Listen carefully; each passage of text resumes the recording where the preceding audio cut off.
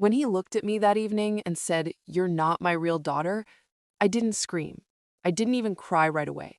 I just felt the air leave my chest, slow and quiet, like someone had opened a window in winter.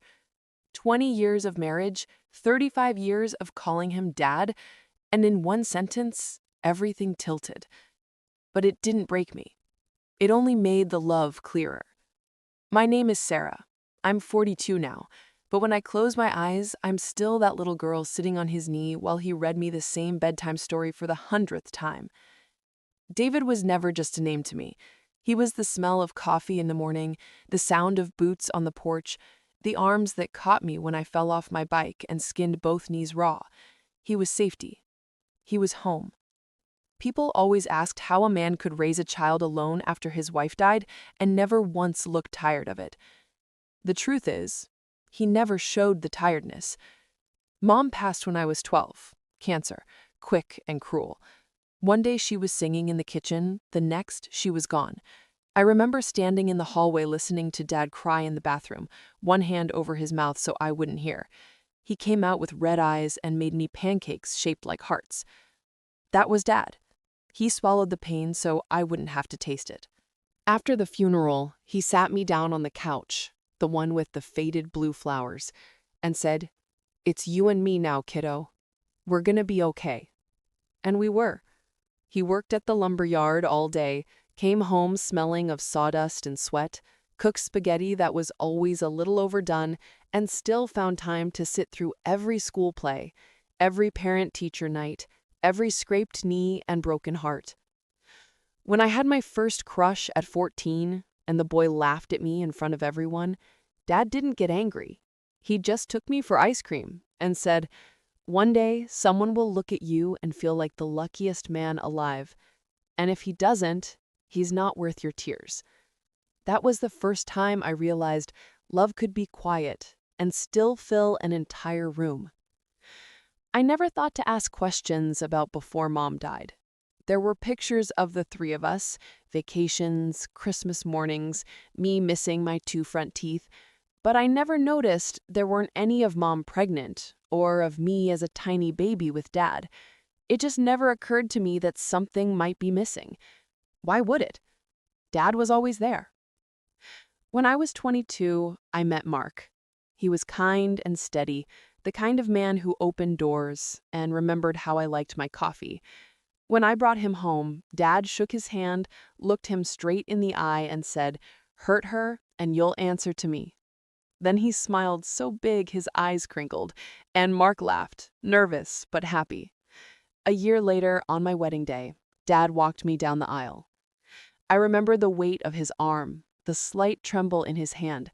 At the end, he lifted my veil, kissed my forehead, and whispered, "I'm not losing a daughter today. I'm gaining a son." I cried so hard my makeup ran, and he just held me until I was steady again. Life after that felt like a long, soft exhale. Lily came first, then Noah 2 years later. Dad moved into the little guest house we built behind our place when his knees started giving him trouble. Every morning, he'd be on the porch with his coffee, watching the kids chase each other through the grass. Lily called him Papa from the time she could talk. Noah fell asleep on his chest every Sunday after church like it was the most natural thing in the world. Dad taught them how to bait a hook, how to hammer a nail straight, how to say sorry and mean it. He never missed a birthday, a school concert, a single moment. I thought that was how it would always be. The years slipped by gentle and golden. Dad got older, slower, but his eyes stayed bright. He still called me my girl every single day. Then came the evening everything changed. It was late fall, the leaves were turning, and the air smelled like wood smoke. Dad had been quieter than usual for weeks. I found him sitting in his chair staring at an old photo album he hadn't opened in years. When I asked what was wrong, he just patted the seat beside him. I sat. He took my hand. His fingers were thinner than I remembered, the skin soft and papery. He said, "Sarah, there's something I need to tell you, something I should have told you a long time ago." I smiled, thinking maybe he was going to say he was sick, or that he wanted to move closer to us, or anything ordinary. "You can tell me anything, Dad." He looked at me for a long time. His eyes filled up, but he didn't let the tears fall. "You're not my real daughter." The words didn't make sense at first. I actually laughed a little, like it was a joke. "What are you talking about?" He took a shaky breath. "Biologically, you're not mine. Your mama, she was with someone before me. That man, he got scared when she told him she was pregnant. He left. She was alone, heartbroken, trying to figure out how to raise a baby by herself. Then she met me." I couldn't speak. My throat closed up. He went on. "I fell in love with her the first time she smiled at me, and when she told me about you, I wasn't scared. I was honored. She asked me if I could love a child that wasn't mine. I told her I already did. You were born 3 months after we got married. I was there in the delivery room. I cut the cord. I held you first. From that very first second, you were mine." The room started spinning. All those years, all those memories, and underneath them was this truth I never saw. "Why didn't you tell me?" I whispered. He looked down at our joined hands. "Because I never wanted you to feel different. Never wanted you to wonder if my love came with conditions. And because your mama begged me not to. She was ashamed, Sarah. Not of you, never of you, but of how things happened. She wanted you to have a simple, happy story. A dad who was just dad. No questions, no pain." I pulled my hand away. I didn't mean to. It just happened. "All this time, I thought—" "I know," he said softly, "and I let you think it.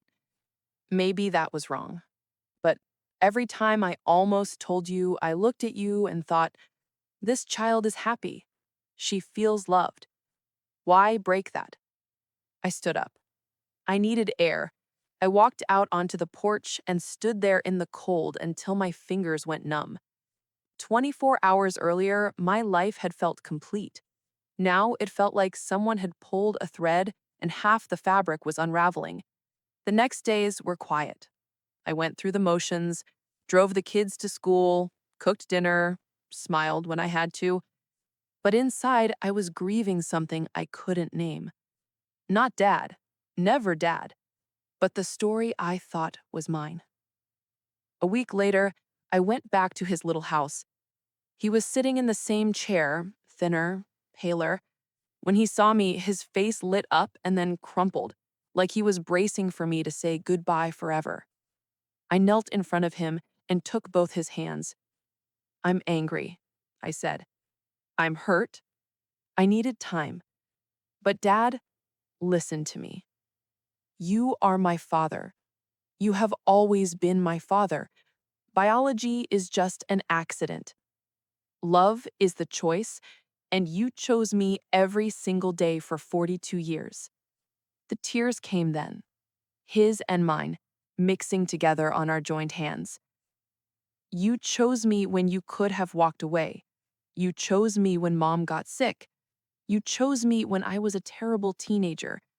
You chose me when I wrecked your truck at 17. You chose me when I got married, when I had babies, when I failed, and when I succeeded. No real father could have loved me better. No real father could have loved me more." He cried like I had never seen him cry, great shaking sobs that broke something open in both of us. After that, everything was different, but in the softest way. We talked for hours about Mom, about the early years, about the man who was my biological father, a name I never cared to know. Dad told me stories I'd never heard. how I smiled at him the first time he held me, how mom used to say I had his eyes even though I didn't. We laughed, we cried, we healed. He lived 3 more years, good years, the best years. He watched Lily graduate high school. He held Noah when he got his first heartbreak. And every day he told me he loved me, like he was making up for the years he hadn't said the whole truth. When he passed, it was peaceful, in his sleep, holding my hand. The last thing he said to me was, "Thank you for letting me be your dad." At the funeral, I stood up and spoke. I told everyone the story, not to shock them, but to honor him. I told them how the greatest love isn't the one you're born into. It's the one that chooses you when it doesn't have to. It's the one that stays. Blood makes you related. Choice makes you family. Dad wasn't my real father by blood, but he was the realest father a girl could ever have. And that is the truth I will carry for the rest of my life.